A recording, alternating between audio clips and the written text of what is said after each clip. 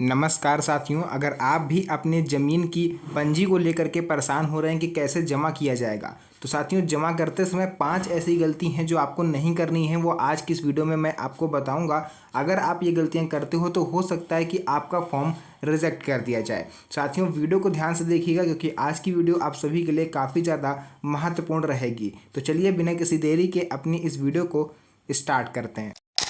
सीधे यहाँ पर आप लोग को लेकर के आ चुके हैं अपने मोबाइल फ़ोन की स्क्रीन पर, और यहाँ आप लोग देख सकते हो लिखा है बिहार भूमि सर्वे, यानी कि जो महाअभियान चल रहा है बिहार में भूमि सर्वे को लेकर के, उसके आवेदन और पंजी जमा करने की पूरी गाइड, यानी पंजी यानी कि फॉर्म कैसे जमा करना है पूरा तरीका आज की इस वीडियो में बताएंगे। और ऐसी 5 गलती कौन सी नहीं करनी है वो भी आज आपको इस वीडियो में बताएंगे। बिहार सरकार ने नागरिकों की जमीन से जुड़ी जानकारियों को पारदर्शी और व्यवस्थित बनाने के उद्देश्य से भूमि सर्वेक्षण महाअभियान शुरू किया है बिहार में। इस प्रक्रिया का मकसद है कि हर नागरिक का रिकॉर्ड ऑनलाइन सुरक्षित हो सके, लेकिन यह इतना भी आसान नहीं है जितना आपको लग रहा है।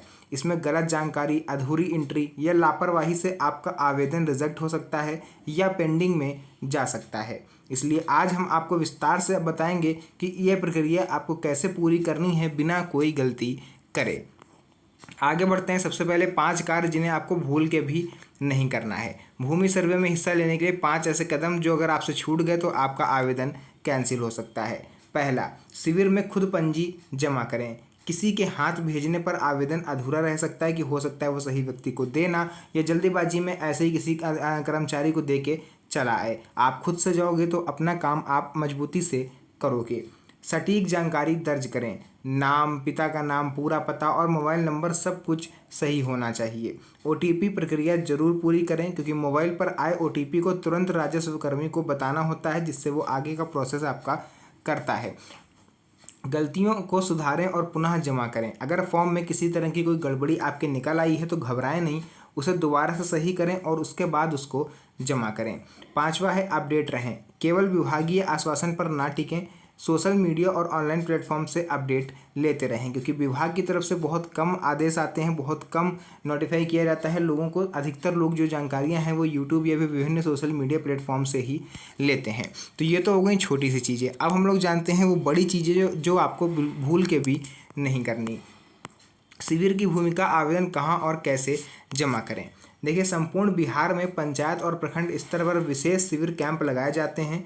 यहीं पर आवेदक जाकर अपना फॉर्म जमा कर सकते हैं। साथ में आपको क्या क्या लेके जाना है? पंजी फॉर्म आपको लेकर के जाना है सही तरह से भरा हुआ, पहचान पत्र जैसे कि आधार कार्ड, सक्रिय मोबाइल नंबर आपको लेके जाना है क्योंकि उस पर ओटीपी आता है। आवश्यक दस्तावेजों की कॉपी आपको लेके जानी है, जो अब मैं डॉक्यूमेंट आगे आपको बता भी दूंगा अगर इसमें लिखा हुआ। कर्मचारी वहीं पर लैपटॉप या कंप्यूटर की मदद से ऑनलाइन एंट्री आपकी कर देते हैं। यदि आप स्वयं उपस्थित नहीं होंगे और किसी अन्य को आप फॉर्म पकड़ा देंगे तो आवेदन आपका अधूरा माना जाएगा। ये चीज़ आप दिमाग में बैठा लें। क्यों जरूरी है ओटीपी? देखिए, भूमि सर्वेक्षण की पूरी प्रक्रिया जो है वो डिजिटल है। इसी कारण आवेदन की कंफर्मेशन के लिए ओटीपी जो है वो अनिवार्य करा गया है। आवेदन दर्ज होते ही आपके मोबाइल नंबर पर एक ओटीपी आएगा। कर्मचारी को यह आपको बताना होता है। बिना ओटीपी फॉर्म की एंट्री आपकी अधूरी मानी जाती है। गलती या जोखिम, अगर मोबाइल नंबर आपने गलत लिख दिया, मोबाइल आपका स्विच ऑफ रहा उस टाइम, ओटीपी समय पर आपने उनको नहीं बताया, तो पूरे आवेदन की प्रक्रिया आपकी अटक जाएगी। फॉर्म में गलती होने पर क्या करें? अगर फॉर्म में किसी तरह की कोई चूक हो जाए आपसे तो उसे कैसे सुधार सकते हैं? अक्सर लोग जल्दबाजी में नाम, पिता का नाम या फिर पता जो है वो गलत भर देते हैं। अगर एक स्पेलिंग भी मिस्टेक हो गई तो फिर प्रॉब्लम होगी। कभी कभी दस्तावेजों में गलती भी मिल जाती है। ऐसे में कर्मचारी आवेदन आपको वापस कर देंगे। आपको नई जानकारी सही करके फिर से अपनी पंजी जमा करना होगा। सुधार के बाद ही आवेदन आपका स्वीकृत माना जाएगा। इसलिए ज़रूरी है कि फॉर्म भरते समय आपको विशेष सावधानी बरतनी पड़ेगी। विभागीय सहयोग और असलियत, कागज़ पर तो नियम बहुत अच्छे लगते हैं लेकिन ज़मीनी हकीकत कुछ और होती है। कई जगह कर्मचारी स्पष्ट जानकारियां नहीं देते हैं। मेरे खुद पे कई लोगों ने के कमेंट आए थे कि सर वहाँ जाते हैं कैंप में जमा करने तो कैंप वाले सही से हमें जानकारी नहीं देते। तो लोग गाइडेंस के लिए यूट्यूब चैनल्स और सोशल मीडिया का सहारा लेते हैं। उत्तराधिकारी नामांतरण का फॉर्म कैंप में मिलता ज़रूर है लेकिन अधिकतर लोग खुद डाउनलोड करके उसको भरते हैं। यही वजह है कि बिहार के नागरिकों को अपने स्तर से सतर्क रहना पड़ता है। ऑनलाइन स्टेटस कैसे ट्रैक करें। देखिए, जब फॉर्म सही तरह से आपका एक्सेप्ट हो जाए तो आपको एक आवेदन संख्या दी जाती है जिसको एप्लीकेशन नंबर बोला जाता है। इस संख्या से आप वेबसाइट पर अपना जो एप्लीकेशन है उसको ट्रैक कर सकते हो, आवेदन मंजूर हुआ है या नहीं, पेंडिंग में है या रिजेक्ट हो गया, फॉर्म रिजेक्ट है या फिर अभी पेंडिंग में है, दस्तावेज पूरे हैं या कहीं कोई ऐसा तो नहीं कोई कमी है। यह प्रक्रिया आवेदक को पारदर्शिता देती है और समय पर कदम उठाने का मौका भी देती है। मौजूदा कठिनाइयाँ और लोगों की परेशानी। सर्वे की प्रक्रिया तो साफ सुथरी है, लेकिन वास्तविकता में आम जनता कई तरह की चुनौतियों से गुजर रही है। कई पंचायतों में अभी तक पंजी का वितरण ही नहीं हुआ है। पंजी मीन्स जो फॉर्म आपका है जिसको भर के आप इस महाअभियान में अपना शामिल हो सकते हो। तो कई पंचायतों में अभी तक ये फॉर्म पहुँचे नहीं हैं। सूचना पत्र या नोटिस समय पर लोगों तक नहीं पहुँचता। कर्मचारी सभी को सही मार्गदर्शन नहीं देते। कुछ खास लोगों को वो बता देते हैं, बाकी सबको नहीं बताते। कई बार लोगों को आंगनवाड़ी केंद्र, प्रखंड कार्यालय आदि में फॉर्म ढूंढने पड़े हैं। इससे साफ है कि नियम सख्त हैं, लेकिन व्यवस्था में अभी भी सुधार की गुंजाइश है। क्यों जरूरी है 5 कार्यों को ईमानदारी से करना? देखिए, अगर आप चाहते हैं कि आपका आवेदन समय पर स्वीकृत हो तो इन 5 कार्यों का पालन आपको करना होगा। स्वयं उपस्थित रहें, तभी शिविर में OTP प्रक्रिया पूरी होगी। सही जानकारी दें, छोटी गलती से भी फॉर्म आपका कैंसिल हो सकता है। मोबाइल नंबर सक्रिय रखें, क्योंकि फॉर्म तभी आगे बढ़ेगा जब आप इसको वेरीफाई करवा लोगे। त्रुटि पाए जाने पर तुरंत सुधार करें, देर करने से आप ही का ही समय बर्बाद होगा।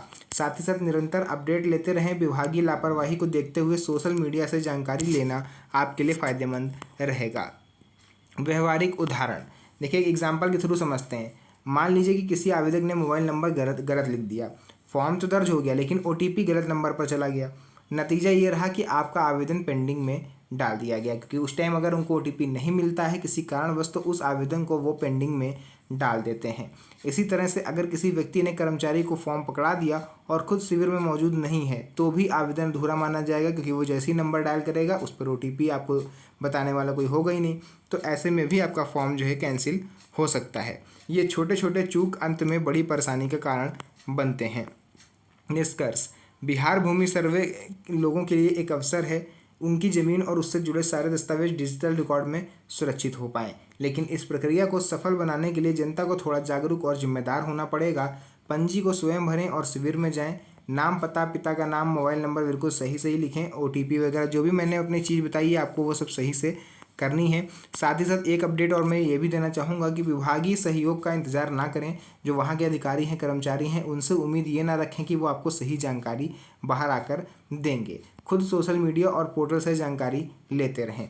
यही 5 सरल तरीके हैं, लेकिन महत्वपूर्ण नियम अपनाकर आप बिना किसी अड़चन के आवेदन को पूरा कर सकते हो और भविष्य में ज़मीन से जुड़े विवादों से भी बच सकते हो। मुख्य सारांश, शिविर में पंजी स्वयं जमा करें, आवेदन में सही नाम और पता लिखें। तो वही सब चीज़ें आपको मैं ऑलरेडी बता चुका हूँ, तो आप कुछ भी बताने वाला स्पेशल है नहीं। जो भी चीज़ें थी मैंने आपको ऑलरेडी क्लियर कर दी हैं। अगर वीडियो पसंद आई तो वीडियो को लाइक करके चैनल को सब्सक्राइब जरूर कर लीजिएगा। साथ ही साथ इस वीडियो को अपने यार दोस्तों, रिश्तेदारों के साथ भी शेयर करिए जो भी इस चीज़ से परेशान है उनके साथ, क्योंकि उनकी परेशानी का पूरा सोल्यूशन इस वीडियो में ही मिलेगा। तो फिलहाल के लिए आज की इस वीडियो को यहीं तक रखते हैं। मिलेंगे आप सभी से नेक्स्ट वीडियो में एक और अच्छी इंटरेस्टिंग मज़ेदार वीडियो के साथ। तब तक के लिए धन्यवाद। जय हिंद।